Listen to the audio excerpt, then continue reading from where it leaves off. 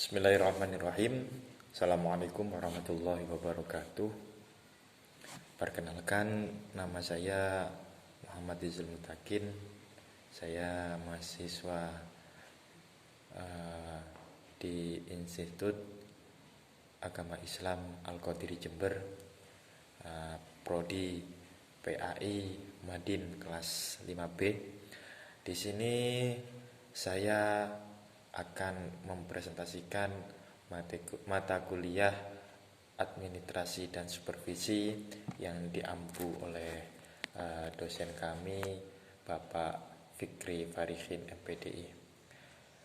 Untuk yang kami presentasikan yaitu yang pertama mengenai administrasi pendidikan.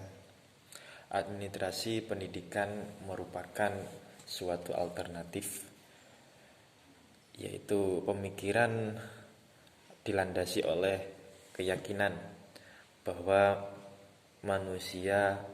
semua manusia yang lahir ke dunia atas karunia Allah, mereka tidak berdaya, tetapi dilengkapi dengan berbagai kemampuan dasar yang kemungkinan sebagai alat supaya dapat bekerja, cipta rasa, karsa dan karya untuk memudahkan, mengabdikan diri kepada penciptanya. Selanjutnya, ilmu pendidikan.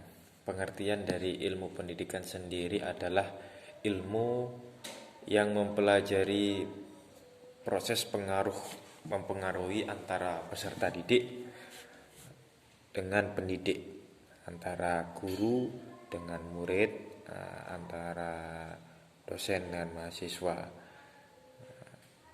antara peserta didik dan pendidik dalam berbagai situasi pendidikan untuk mencapai tujuan pendidikan. Proses mempengaruhi itu merupakan psikodinamik yang asasi.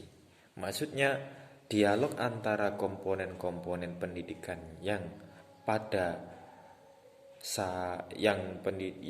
suatu saat harus terjadi dialog antara guru dan murid tersebut, harus terjadi antaranya interaksi. Dengan sendirinya pada diri peserta didik, kemudian ia dapat bertindak lain atas keputusan dan tanggung jawab sendiri, hidup mandiri. Itulah yang menjadi tujuan pendidikan, bukan hanya menerima apa yang didapat, tetapi bagaimana bisa berbuat untuk dirinya dan sesamanya supaya hidup lebih baik. Ilmu pendidikan sebagai ilmu mempunyai ciri hakiki, yaitu ilmu normatif berbuat dan tidak dapat melepaskan diri dari pandangan hidup. Ilmu pendidikan sebagai seni sangat bertatapan dengan profesi kependidikan yang secara formal telah maju di Indonesia. Agar pendidikan bisa berfungsi dan mencapai tujuan yang sesuai dengan rumusan undang-undang, maka pendidikan harus terdapat administrasi atau harus diadministrasikan. Artinya pendidikan itu harus dikelola sesuai dengan ilmu administrasi. Administrasi pendidikan yang dimaksud adalah ilmu yang mempelajari penataan sumber daya, yaitu manusia, kurikulum atau sumber daya dan fasilitas untuk mencapai tujuan pendidikan secara optimal, dan penciptaan suasana yang baik bagi manusia yang disepakati. Kemudian poin yang selanjutnya mengenai konsep administrasi pendidikan. Bagaimana sih konsep administrasi pendidikan itu?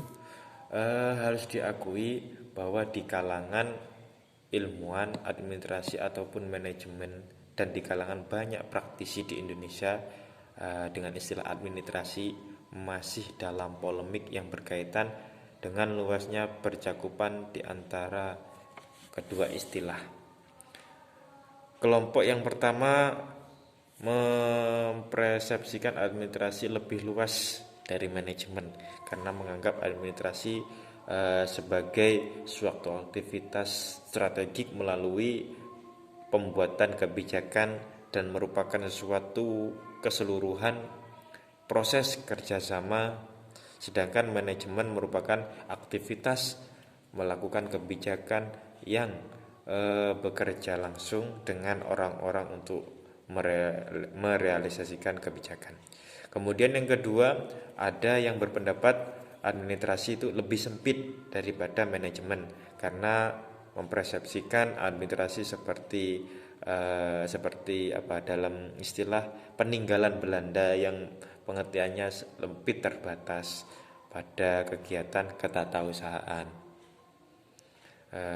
korespondensi, kearsipan, dan sejenisnya.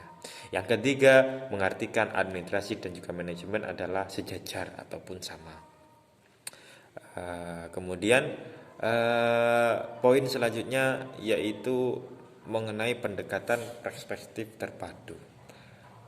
Suatu pendekatan yang dilandaskan kepada norma dan keadaan yang berlaku, menelaah ke masa silam dan berorientasi ke masa depan secara cermat dan terpadu dalam berbagai dimensi pemerintah dan swasta, pengusaha, tenaga kerja, pendidik, pendidikan, ilmuwan, politikus, ulama, dan berbagai sektor pembangunan.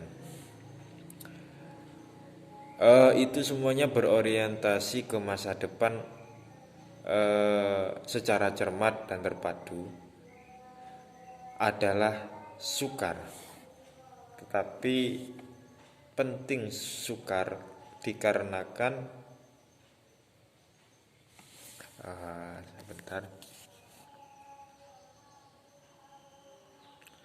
dikarenakan kehidupan di masa depan cenderung semakin kompleks dan cepat sekali berubah yang menimbulkan masalah terus-menerus. Namun demikian, melukiskan yang cocok di kehidupan di masa depan itu sangatlah penting bagi hidup kita.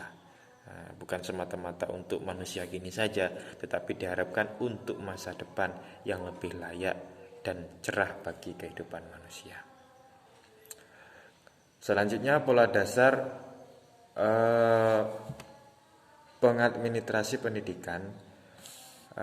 Pola dasar ini berpedoman kepada konsep dasar pendekatan perspektif terpadu yang dikemukakan oleh yang telah dikemukakan itu terdapat tiga pola